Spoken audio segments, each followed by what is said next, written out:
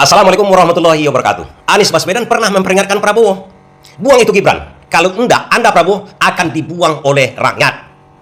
Kenapa saya katakan begitu? Apakah ini berkaitan dengan isu pemakzulan Gibran yang dilayangkan oleh Purnawirawan TNI sekarang ini?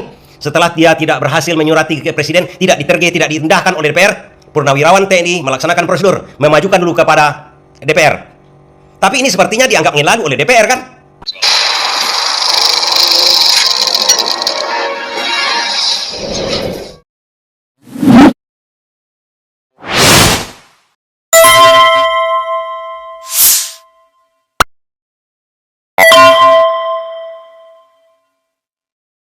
Yang dilayangkan ke DPR dan MPR, sampai saat ini belum ada kejelasan. Jadi tidaknya DPR MPR memproses kelanjutan surat yang ditandatangani 4 Jenderal Purnawirawan TNI itu. Terbaru, Ketua DPR Puan Maharani mengaku dirinya belum melihat surat pemakzulan Gibran. Namun, politisi PDI Perjuangan itu berjanji dirinya akan berkoordinasi dengan Sekretariat Jenderal MPR maupun DPD untuk memutuskan kelanjutan surat usulan pemakzulan Gibran. Surat belum kita terima karena baru hari Selasa dibuka masa sidangnya, masih banyak surat yang menumpuk. Kita lihat dulu bagaimana dan seperti apa, dan apakah MPR dan DPD sudah menerima. Saya belum berkoordinasi dengan Kesekjenan, belum berkoordinasi dengan Kesekjenan MPR dan DPD. Nah, Purnawirawan, Forum Purnawirawan TNI dianggap angin lalu oleh anggota DPR, dianggap angin lalu oleh Prabowo. Tapi sebenarnya kalau kita lihat, siapa yang tidak bangga dari Forum Purnawirawan TNI itu muncul seorang presiden? Artinya ini Forum Purnawirawan TNI ini adalah pendukung tulen dari Prabowo, pendukung orang-orang yang loyal kepada Prabowo. Tapi sekarang kenapa dia meminta memakzulkan Gibran? Sementara Prabowo kan tak mau tidak bersama Gibran. Kita kira begitu, cinta matinya kepada Gibran. Kalau kita lihat misalnya tuntutan dari Purnawirawan itu maksulkan Prabowo, itu berbeda. Dia ingin memaksulkan Gibran tanpa keinginan untuk memaksulkan Prabowo. Sementara Jokowi mengatakan Prabowo dan Gibran adalah satu paket kawan. Artinya dalam hal ini ada keinginan baik, keinginan bagus, keinginan tulus dari Purnawirawan TNI ini ingin menyelamatkan Prabowo, ingin membuat Prabowo itu nyaman agar Prabowo tidak dijungkalkan oleh Gibran. Kan itu secara sederhananya. Dari mana kita bisa melihat? Dari mana kita bisa menilai pendapat para Purnawirawan ini valid? Jangan lupa kawan-kawan, para Purnawirawan TNI ataupun Polri ataupun Purnawirawan aparat ini adalah pendidik-pendidik di barisan-barisan Badan Intelijen Nasional. Artinya sekarang orang-orang yang duduk di Badan Intelijen Nasional adalah anak-anak didik mereka, para murid-murid mereka yang mengajarkan. Paling tidak sekarang para kader-kadernya di Badan Intelijen yang bertugas sekarang di lapangan itu memberi informasi sedikit banyak kepada mereka bahwa Prabowo akan dijungkalkan oleh Gibran, akan dikudeta oleh Gibran. Gibran saya maksudkan adalah geng Solo. Jadi masuk akal pendukung tulen Prabowo ini ingin memaksulkan Gibran karena ternyata menurut data intelijen Prabowo akan dikudeta oleh Gibran. Itulah sebenarnya yang mendasari mereka agar secepatnya Prabowo membuang Gibran sebelum Prabowo dijungkalkan. Lihat aja statementnya seperti ini. Kalau terjadi Presiden Prabowo Subianto berhalangan tetap diganti oleh yang namanya Gibran Rakebumi. Apa jadinya bangsa ini? Hancur. Jadi nggak usah ditunggu lama-lama mestinya, karena lama terlambat akan nggak ada gunanya lagi. Oleh sebab itu makanya kita ingatkan kembali, dan saya senang rakyat Indonesia apapun profesinya terus menekan atau mendesak DPR untuk mengambil langkah-langkah sesuai dengan fungsinya lagi. Bahkan sekarang Roy Suryo pun penuding ijazah palsunya Jokowi udah konten-konten menyatakan Gibran lah dibalik isu Fufu Fafa yang mengdiskreditkan Prabowo, yang mencaci maki Prabowo, yang narasinya merusak kepribadian Prabowo. Itu adalah Gibran. Dan konten-konten dia menyatakan dia tidak takut lagi dituntut ataupun diperkarakan seperti ijazah palsu. Saya terpaksa bocorkan sedikit. Saya ikut pertemuan dengan jenderal-jenderal Purnawirawan dan para laksamana, para mars. Yang kedua, soal Fufu Fafa. Ya, jadi ini saya berani mempertanggungjawabkan. Tidak hanya Abluminanas, tapi Abluminolog. Fufu Fafa adalah 99,9% itu adalah Gibran. Ya. Artinya apa? Roy Suryo yang di-backup oleh para Purnawirawan ini, yang menguasai data intelijen sekarang ini, yang dimana data intelijen ini menyatakan Prabowo memang sengaja mau dibuat buruk namanya, dibuat rusak namanya, agar masyarakat tidak senang kepada Prabowo. Akhirnya Prabowo dijungkalkan, kemudian Gibran naik. Dan Roy Suryo harus berusaha juga untuk mempertahankan Prabowo sebenarnya. Kalau kita lihat dari teori intelijennya, tujuan sebenarnya kan kita bisa lihat Roy Suryo ini memaksulkan Fufu Fafa ini agar Fufu Fafa ini tidak bisa menyungkalkan Prabowo. Artinya Roy Suryo, para Purnawirawan dan badan-badan intelijen yang masih berharap kepada yang masih menginginkan Prabowo menjadi presiden, berharap isu ini dibongkar agar Fufu Fafa terjungkal, agar tidak bisa dia memaksulkan Prabowo, agar tidak bisa menggantikan Prabowo. Karena ternyata barisan-barisan yang geng Solo itu kan merusak Prabowo sekarang. Di mana merusaknya? Coba kita perhatikan belakangan ini. Bobi Nasution, menantunya Jokowi, ada keikutan dalam masalah korupsi jalan kan? Di Medan. Orang tangan kanannya betul kena OTT KPK sekarang. Kemudian sebelumnya kita lihat, ada 40 orang dari Aceh. 40 dari Aceh diberikan kepada Bobi Nasution di Sumatera Utara. Dilaksanakan oleh Tito Karnavian, yang termasuk juga dalam geng Solo. Prosesnya, ya, panjang sekali prosesnya, dan saya hari ini meminta kepada Dirjen Adwil untuk menjelaskan kepada beberapa besok kepada. Dan sebelumnya kita tahu juga, Bahlil melarang pengecer menjual gas LPG. Apa artinya?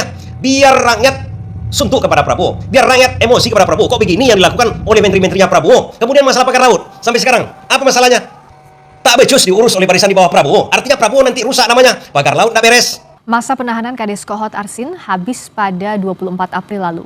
Kuasa hukum warga desa Kohot meminta penyidik Bareskrim untuk transparan dalam pengusutan kasus pagar laut, termasuk. Artinya dari akumulasi itu semua, pagar laut, kemudian menaikkan PPN oleh Sri Mulyani. Sementara itu untuk barang dan jasa yang merupakan kebutuhan pokok masyarakat yang selama ini diberi tarif PPN 0% masih berlaku. Itu semua kan menzalimi rakyat. Berbeda dengan pidato Prabowo yang untuk rakyat.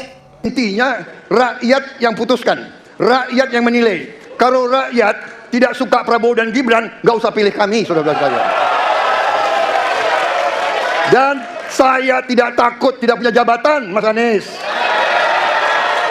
Sorry ya. Tapi prakteknya oleh barisan geng Solo ini adalah bukan untuk rakyat, tapi menzolimi rakyat. Ujung-ujungnya rakyat tidak menyalahkan menteri-menterinya. Yang disalahkannya siapa? Prabowo. Karena Prabowo yang menerima endorse-nya menteri-menteri tersebut, yang ternyata sekarang ini merusak reputasi Prabowo.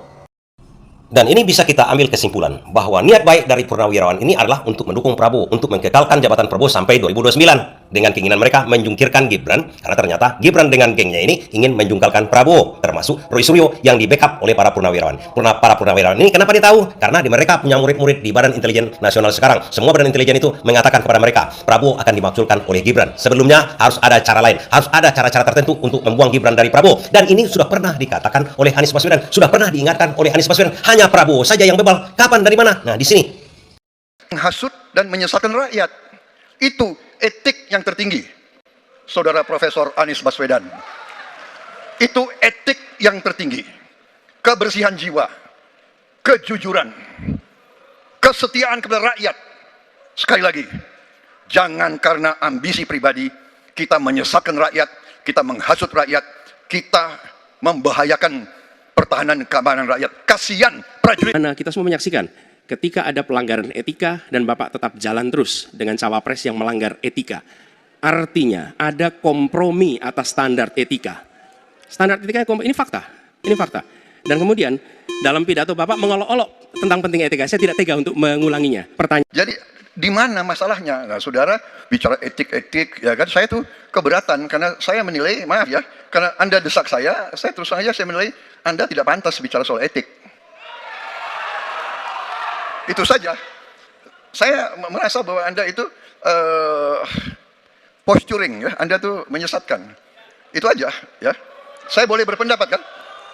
Saya menilai Anda tidak berhak bicara soal etik karena Anda memberi contoh yang tidak baik soal etik. Bapak mendengar bahwa ternyata pencalonan persyaratannya bermasalah secara etika.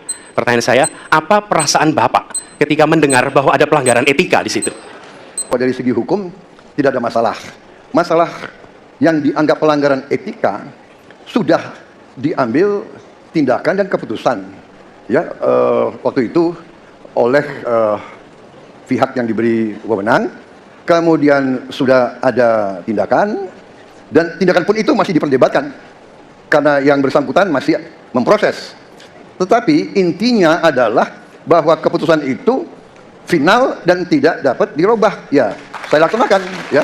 Dan kita ini bukan anak kecil, Mas Anies, ya. Anda juga paham, ya. Sudahlah, ya. Sekarang begini, intinya rakyat yang putuskan, rakyat yang menilai. Kalau rakyat tidak suka Prabowo dan Gibran, nggak usah pilih kami, saudara sekalian. Dan saya tidak takut tidak punya jabatan, Mas Anies. Sorry ya. Sorry ya.